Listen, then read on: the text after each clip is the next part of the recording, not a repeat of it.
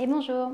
Aujourd'hui, on va faire une nouvelle séquence, enfin première séquence sur un chapitre qui est malheureusement une bête noire pour la majorité des élèves qui s'appelle le chapitre sur les racines carrées. Donc je sais que beaucoup les détestent parce qu'ils ne savent pas en fait. Voilà, quand il y a des grosses racines carrées en général, c'est le stress, c'est je passe à la question d'après ou en fait tout simplement j'ai ma meilleure amie qui s'appelle calculatrice et en fait je me pose mon calcul, je ne sais pas comment j'ai trouvé ce résultat, je l'ai trouvé, je suis content et c'est très bien. Sauf que en fonction de ce que vous voudrez faire après, malheureusement pour vous, parce que bon voilà, on va vous imposer de ne pas avoir la calculatrice. Donc en fait de savoir calculer autour des racines. Concrètement, aujourd'hui, si vous maîtrisez mal les racines carrées, ce n'est pas que parce que c'est difficile, c'est aussi parce que c'est vrai que c'est un chapitre qui passe un petit peu à la trappe. Vous le voyez pendant le chapitre sur le théorème de Pythagore.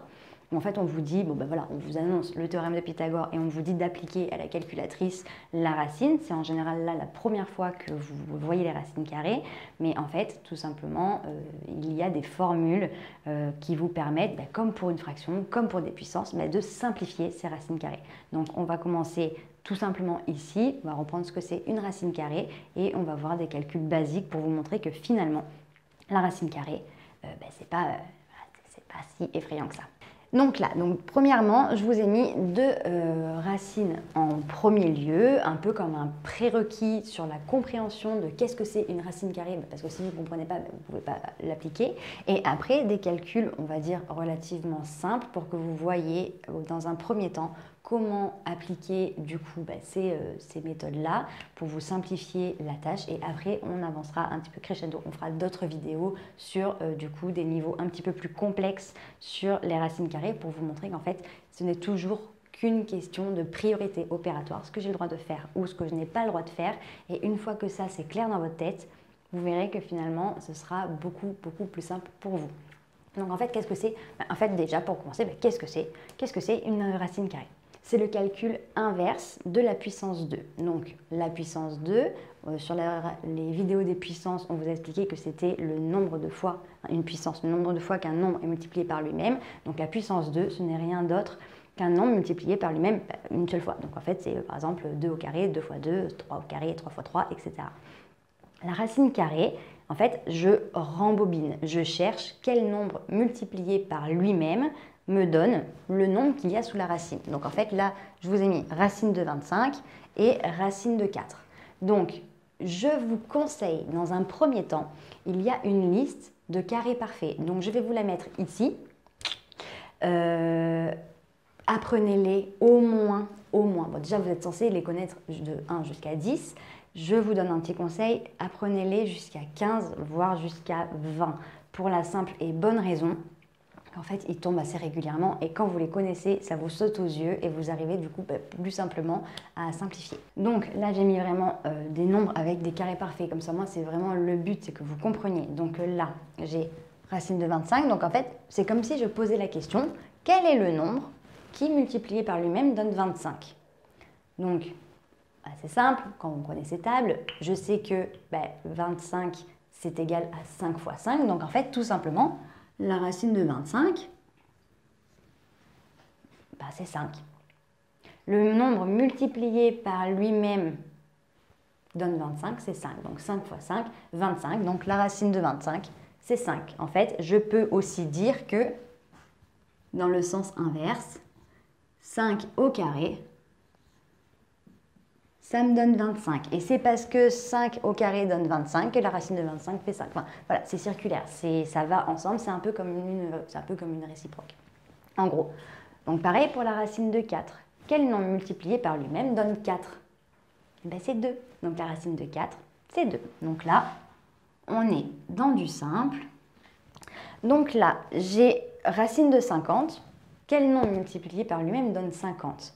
Et en fait, il se trouve que, j'en sais rien. Donc 49, c'est le carré parfait le plus proche de 50, c'est 7 fois 7. Et après, j'ai 8 fois 8, 64. 50, c'est entre du coup les deux, donc je n'aurai pas de nombre entier qui me donnera 50 quand je le multiplierai par lui-même. Par contre, je peux quand même essayer de simplifier au maximum parce que 50 c'est quand même un grand nombre. Donc je peux essayer de faire en sorte de le simplifier.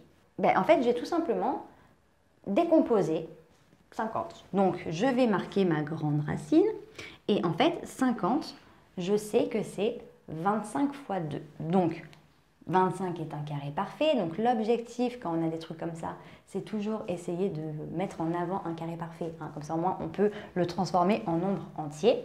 Donc là, ça me fait racine de 25 fois 2. Et racine de 25 fois 2, je peux l'écrire racine de 25 fois racine de 2. Donc là déjà, j'ai plus une seule grosse racine, j'ai deux racines un petit peu plus petites.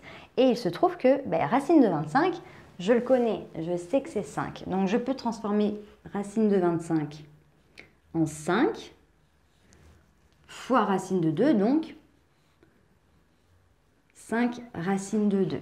Donc là, on va appliquer exactement la même chose. Donc racine de 20, donc je vais pouvoir essayer de le décomposer. Décomposer comment? J'ai plein de façons de décomposer 20. Je peux décomposer 20 en 1 fois 20. Bon, c'est pas faux, mais ça ne sert pas à grand chose. Je peux le simplifier en 2 fois 10.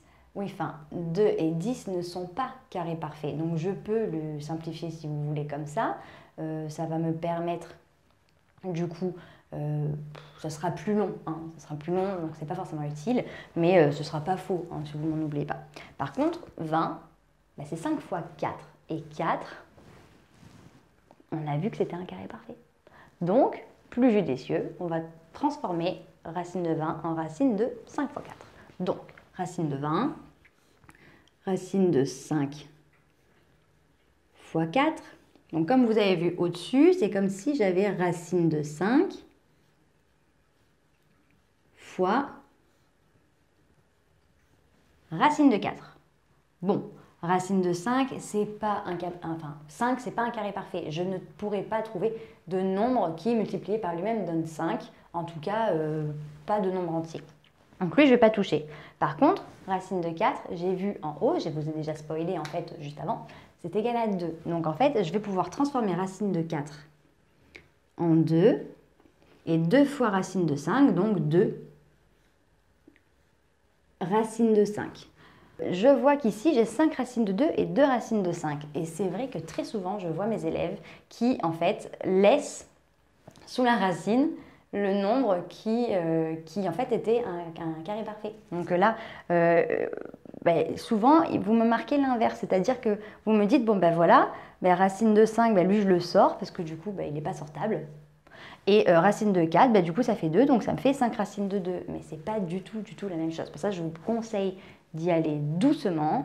Vous dire, voilà, racine de 20, c'est racine de 5 fois racine de 4. Donc du coup, racine de 5 fois racine de 4. Racine de 4 carré parfait, ça fait 2. Racine de 5, je ne peux rien en faire, je le colle derrière. Bon, voilà, c'est plus simple. On ne va pas essayer de toujours se compliquer la tâche. Donc voilà, efficace. Racine de 4, ça fait 2. Concrètement, je peux aussi me dire, bon voilà, racine de 4, on va mettre un petit aparté. Racine de 4, aparté, c'est égal à racine de 2 fois 2. Donc, ça peut être égal à racine de 2 au carré.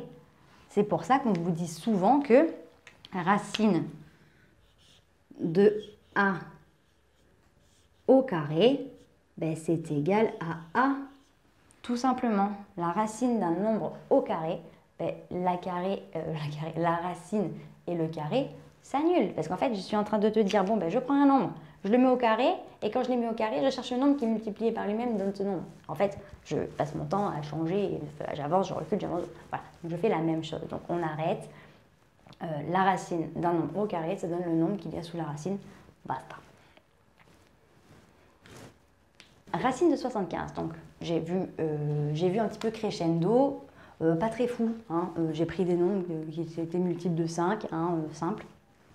Donc, on va faire exactement la même chose. On va décomposer le nombre sous ma racine. Donc, racine de 75. Racine de 75, c'est 5 fois un nombre. Oui, très bien. Racine de 75, simplement, ben, c'est 25 fois 3. 25 plus 25, ça fait 50, plus 25, ça fait 75. Donc, ça me fait racine de 25 fois 3, que je peux écrire du coup en racine de 25 fois racine de 3. Racine de 25, donc quel nombre multiplié par lui-même donne 25? Bah, ça fait 5, donc je remplace racine de 25 par 5, fois racine de 3, bon, bah, je ne peux rien en faire, parce que bah, quel nombre multiplié par lui-même donne 3? Bah, c'est un nombre à virgule un peu chiant, donc je ne vais pas chercher ça. Donc j'applique directement 5 racine de 3. Donc racine de 125, je cherche du coup quel nombre multiplié par lui-même fait 125. Bon, 10 fois 10, ça fait 100. 11 fois 11, ça fait 121. Je ne suis pas loin, mais 12 fois 12, ça fait 144. Je vais difficilement trouver un nombre qui est multiplié par lui-même, donc un nombre entier qui multiplié par lui-même donne 125. Donc bon, bah, c'est pas grave, hein, je ne me décourage pas. Je vais essayer de décomposer 125. 125, je vois que j'ai 25 là. Donc concrètement, 25, moi je commence à le pratiquer un petit peu. 25, c'est voilà, 25%, c'est un quart, etc. Donc concrètement, je sais que 25 plus 25, ça fait 50, plus 25, 75, plus 25, ça fait 100, plus 25, 125. Donc, je vais pouvoir me dire, bon ben voilà, 125, c'est 100 plus 25. Donc 100, je sais que c'est 25 fois 4, et 25, je sais que c'est 25 fois 1. Donc concrètement, 25 fois 4 plus 25 fois 1, c'est exactement pareil que 25 fois 5. Donc je vais pouvoir marquer ici racine de 25 fois 5. Pareil que à chaque fois, je vais décomposer. Ça fait racine de 25 fois racine de 5. Racine de 25, je sais que ça fait 5, donc je le remplace. 5 fois racine de 5. Racine de 5, je n'ai pas de nombre. Je n'ai toujours pas de nombre, parce qu'on l'a déjà fait. On l'a déjà fait. Je n'ai toujours pas de nombre qui multiplié par lui-même donne 5. Donc en fait, je le laisse pépouze sous sa racine. Donc ça me fait 5 racine de 5. Donc là, racine de a au carré, c'est égal à a. Mais, donc ça, c'est la première formule. Mais du coup, je vais rajouter la deuxième qu'on a utilisée aujourd'hui. Je sais que racine de a fois b, c'est égal à racine de a fois racine de b. Donc voilà, donc j'espère que cette petite séquence vous a permis de vous dédiaboliser un petit peu le chapitre des racines carrées, voilà, de vous montrer que finalement, c'était pas si compliqué que ça. Si vous avez la moindre question, la moindre remarque, ou si vous avez adoré cette vidéo, n'hésitez pas à me le marquer en commentaire et à la partager à tous vos amis. Et si vous voulez être tenu au courant de toutes les prochaines sorties de vidéos, n'hésitez pas à vous abonner à notre chaîne ou du coup à nos différents réseaux sociaux où on communique quand même assez régulièrement sur les différentes sorties de vidéos.